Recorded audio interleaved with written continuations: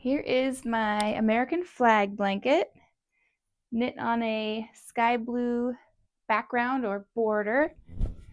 Today I want to focus on mainly the stars, how I did that. So I was able to do all 50 stars without cutting and burning 100 times. I literally only had to cut and burn the yarn twice for all 50 stars, just once at the beginning and once at the end.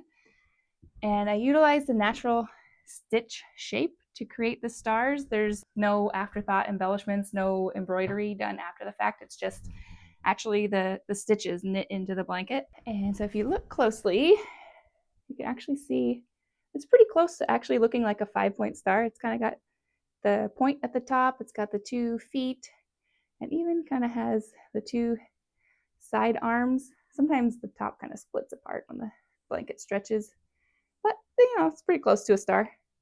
But I thought that was pretty cool, just the way the stitches worked out. But the way we do that is actually we're taking advantage of the natural shape of a knit stitch is a V. So by knitting it actually upside down, and then when we're done, we flip it over, and that point becomes the top of the star. So we'll knit it from this edge down that way. So I actually I start, from the bottom edge and work my way up. So I started here, work my way up, and then you can see the V shape from the knit stitches. But then when we're done, we flip it over, and then we've got our stars. So the technique I used is called Fair Isle. It's a way to run 2 colors at the same time. So you have both strands of yarn, and you just work one while the other color hides behind the work in what's called a float. So here's the back. You can see, it's easily see the white ones. The blue's a little harder to see on camera, but so wherever you see on the front, if you see the blue, on the back side will be the white float, and vice versa. We also have the blue floats.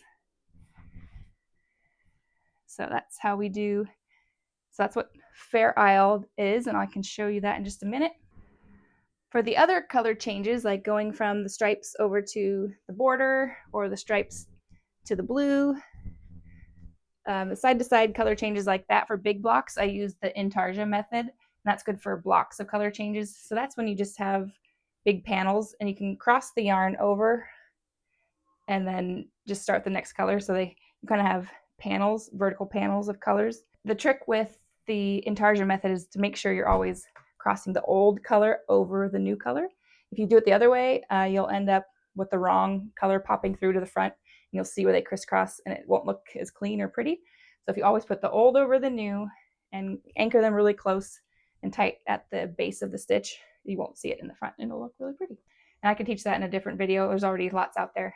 But mainly I wanted to focus on the Fair Isle technique today. So let's get started with the star tutorial. All right, let's knit our Fair Isle stars. We're just going to do just the star section of the flag for this tutorial. So the stars are actually going to be knit this direction to create the point on top and the little feet on the bottom. But the way we read knitting charts is actually from the bottom up, since that's the direction we knit. So we start at the bottom and we zigzag our way up. That's how we read the charts. And then the little arrows kind of indicate which direction each row is going. So when we start the blue, we will be going from left to right. And then when we come back, the first row that has some white is the second row of this blue field here. So I've already kind of started it off. We're over on this side, and we're going to start doing this first Fair Isle row. So it's going to start with a knit stitch, a blue knit, a white knit, blue knit, white knit across. And the next row, these dots mean purl stitches. So it'll be different the next row. But this first one is knit all the way across, but it's going to be blue, white, blue, white. So let's do that. I just have this blue panel to practice on. So the first stitch is blue. And then the second one is white. So let me show you how to join the white. For the very first one, we will have to fuse. And then after that, it's just running the 2 colors together. So you're going to need a clean edge on the white. So let's trim the end off. You can even need to brush the fluff backwards just to get a little extra fluff off it, just to make sure you really expose where that plastic core is. That's the part we want to melt and fuse to the plastic core on the blue. The trick is we're not cutting the blue and fusing the ends together. We're actually going to just trim the fuzz off the side of the blue so we can expose a little bit of the core, and we're going to fuse the end of the white to the side of the blue. So the spot we're going to want is in the back, so just behind this other stitch right around here. We're going to want to create a little bald patch here. So get your scissors, but this part is delicate. We want to cut the fluff, but do not cut the core, the plastic core in the middle. We're just creating a bald patch so we can see the core and get to it, so that when we fuse the white to it, we're fusing core to core, not core to fuzz, because the fuzz just tears right off. So we need a strong join here so I can kind of feel where I'm cutting. Okay, the core is still attached, still strong. So now what we're going to do, we're going to light the white end and we'll fuse it to this bald patch on the blue. It's a little easier to burn yourself, for your fingers, than it is just end to end. Like when you're doing onto the side of this one, you can kind of get your fingers. So be careful not to hurt yourself here. Okay, let's light the white. Since we can only really light one end, make sure it's good and melty, and then join it to the side of the blue. Give it a second to cool before you touch it. Okay, and then once it's cool enough to touch, then really pinch them together, make sure those cores are connected. Try to bend any sharp edges. Sometimes they kind of flatten and get a little sharp, so roll them out a little bit between your fingers. Okay, then once you feel like it's cooling off and they're solidifying, then you can give it a good test before we continue. Okay, yank it, make sure it's strong. All right, looks good. If for some reason it did come apart, then trim the ends and reattach. Try again. Okay, so now we have two strands going together. Continue on from here. So we already did the first blue stitch. Now we're going to do white, blue across. So the trick with Fair Isle when we're running two colors is to kind of pick one to be on top and one underneath. Doesn't really matter which one, just be consistent. And this looks a little cleaner that way. So we did the blue stitch. Now let's do a white one. So pick up the white while the blue stays behind. And now the next stitch needs to be blue. So we'll pick up the blue. So we're creating our first float right back there. Okay. Then next up is white, then blue. Continue across. So the trick with Fair Isle is keeping the tension on these floats just right. If you make your floats way too tight, like if you kind of really make it really too snug here, you're going to create puckering. So the floats need to be relaxed. They need to naturally bridge the gap between these two stitches and even give a little bit of, room for the blanket to stretch slightly. But you also don't want them to be, hanging out like that and being super loosey-goosey. So the trick with Fair Isle is keeping nice, comfortable, relaxed, but even tension back there. And then, all right, let's continue across. So the white's underneath, blue's on top. That way you don't kind of get things all twisted up as you go. Helps to, I keep getting this string here. Okay. All right, so just keep these strands in the same order. Blue on top, white underneath. Okay, and then the blue. I just have an extra one on the end just because this is just a swatch, not the full blanket. Okay, and then when we go back to the next row, let's look at our chart here. So for the next row, it's the same idea, but the whites are purled. So it's going to be blue, knit, purl, white, blue, knit, purl, white. So coming back, Again, let's put our yarn on the other side now because we're going the other way. And pick which one you want on top for the whole row. Okay. So let's see, I already forgot. Okay, we're gonna do knit the blue. Now I need to purl the white. So I gotta bring the white forward, purl, and back. So it's back in the back again. Bring the blue with the float back behind, knit the blue. Okay, and then we bring the white to the front to purl, white to the back, knit the blue, white to the front, purl, white to the back, knit the blue. And keep working our way across like that, being careful to keep our floats nice, even tension, relaxed but not loosey-goosey. Okay.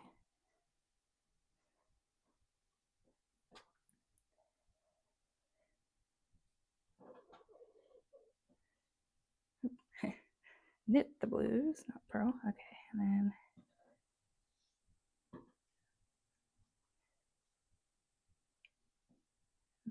bring the blue back to knit. Okay. Looks a little funny right now, but in the next row it'll kind of straighten all these stitches out. Okay, let me just gotta do my edge stitch here. Okay, now we're going back the other way. So the next row we're gonna do, we do start off with 2 blues and then we start the white. And this row again is all knits. So 2 blues, 1 white, 1 blue, 1 white, and so on. So you'll notice we're able to carry the white up to the next row just behind. We don't ever have to rejoin new white, which is awesome. Okay, so knit blue, knit another blue. Okay, you gotta see our first star forming there. Okay, and then just again, when we carry that white from one row up to the next row, just watch the tension, just like any other float. Knit the white, knit with blue, knit with white, knit with the blue, knit with the white, and so on. So another thing about Fair Isle, because you have these floats on the back from 2 colors, you kind of have extra volume compared to just running one color.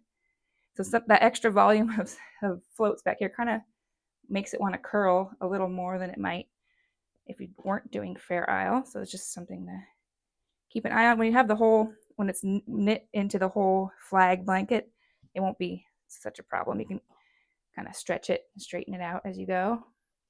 For my little panel here, it's pretty noticeable. Okay. Hold twisted. All right, the last 2 are blue.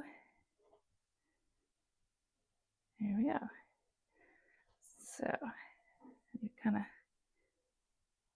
clear the blue out around these stars. And you see when we flip it over, that's when you get the point on top and the feet on the bottom. There's the star. All right, so that's the gist of it. We can just keep going. More fuzzes everywhere. Okay, so let's go back. Next row. Same as before. So we already did the row that was the knits. Now we're doing 2 blue, purl the white, knit the blue, purl the white, and so on. So knit, knit, and then I need some more slack. Pull some more yarn out. Okay. All right, still keeping the blue on top. Just like the way that seems to work out best. Okay. And then, so now I'm gonna purl. Actually, this time, so weird to kind of purl right there, and it's going to leave a bit of a gap. So I'm going to actually put the blue on top so they kind of wrap a little bit. So it's almost like intarsia, wrapping it that way so that there's not this gap here. So I'm going to wrap the blue around, and then we can do the pearl. There we go. It's just funny because we're going up to the next row and carrying it up that way. So then it kind of interlocks with the blue a little bit, and that will hold it tighter to this stitch to it and stitch next to it. So we purled the white. Now we're going to knit the blue and then purl the white. Where am I getting? Oh, there we go. Knit the blue, purl the white, knit the blue. Let me keep the blue on top. Just looks a little nicer when we keep it consistent. Okay. Purl the white, knit the blue, purl the white,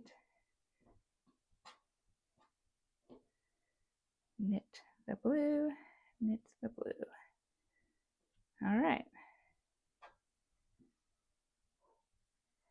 There we are. There's the next row. Okay, so you got to see the next row of stars forming. Sometimes if these start to split apart and they don't get the point as well, you can kind of pull the blue through it a little bit, kind of get the two edges to come together into a point, like that. Okay, and the feet of the star will form when we do the next row.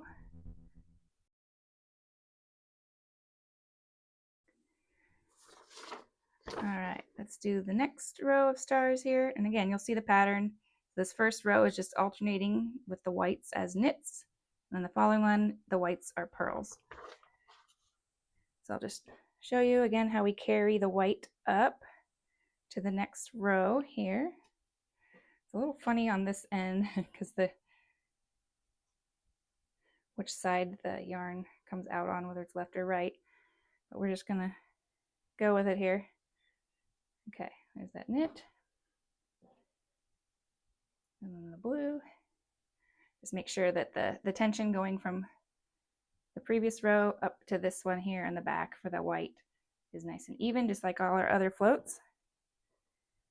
Okay, white, blue, white, blue.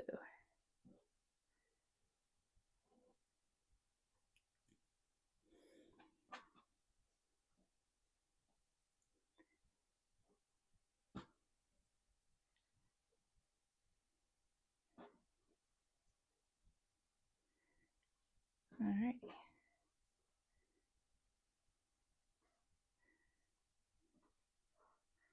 Coming right along, next row.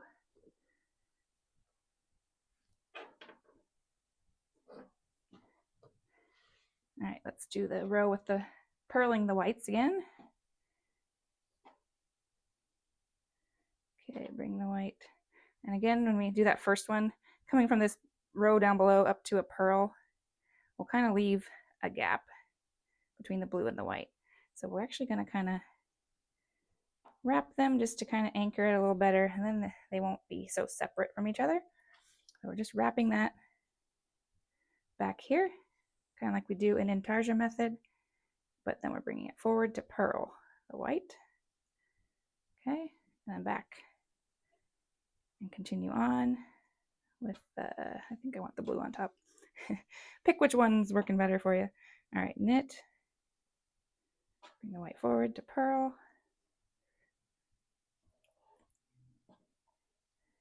The blue, purl the white, knit the blue, purl the white, knit the blue. All right. There we go. Put that white down there. There we go. You kind of start to get the hang of it. Kind of see the pattern of how these stars are formed. Get that white down there. There we go. Okay, keep forgetting to put that white below the blue. Okay. There we are. Yeah, things start to split sometimes. It can just be maybe a little too much tension, or you can just kind of readjust the blue around it to make that point prettier.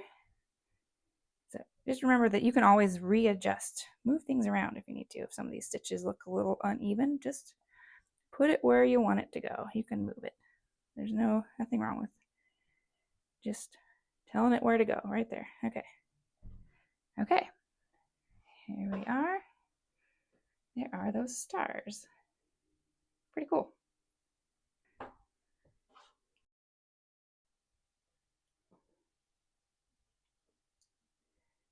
All right, so what do we do when we're at our last star? How do we finish off, tie off this white in a nice clean way? So what we're gonna do, so here's my last star. I stopped short because we're just doing a demo here, but let's say this is my last star, the 50th star. Then the blue, let's go ahead and do the blue next to it so we can see where we're gonna fasten the white to the blue. So you can see, let's find out where our float is going to be. Let's get the tension right on that last blue float. And you can see we're going to want to fuse the white right here in the back before this blue stitch. So right there, that's where I'm going to want my bulb patch. And that's also where we're going to cut the white nice and close to the back of this stitch here. And we're going to fuse them right there. So let's see, I'm going to go ahead and trim the white right here. Okay, it's a purl stitch. I'll pull it out from the front just so I have a little more slack to work with. Okay, now I'm just cutting off a little more of the fluff. I'm keeping the length of the plastic core. Okay, and then that spot on the blue back here, right next to the base of this stitch, I'm going to kind of pinch that. Now I know that's where I need the bulb patch to be. Okay, carefully trim the fluff. Don't cut the core. Get a nice bulb patch. It's going to be in the back of the blanket so you won't see it. Okay, so let's see. So that stitch is going to go in there, and this is going to wrap around like that. So let's make sure we're not going to be twisted. Okay, kind of see where it's going to be. Okay, so I'm going to fuse it right there. Light the white.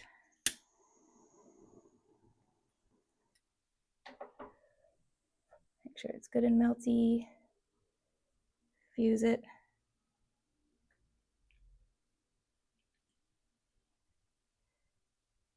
All right. Pinch it without burning ourselves.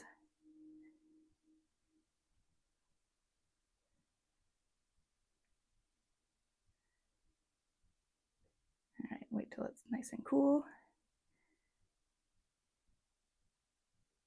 All right, let's test it. All right, it's good and strong. So now we just got to put that white back to the front to create that purl stitch again. I just pull it out so that we have slack to work with when we're fusing. Put that stitch back together and then continue on with the blue. Okay, and then at the end it's just 2 rows of blue to frame the stars, and that part should be easy and straightforward.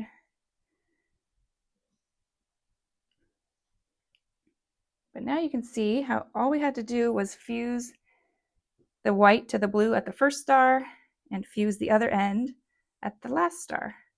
So one piece of white could do all of 50 stars. And let's turn it over. Now they look like stars. So cool. Yeah, some of them might need a little adjusting to look more star-like. So you got the purl bump, kind of creates the middle or the arms, and then the V from the knit stitch creates the feet and the point. Very cool.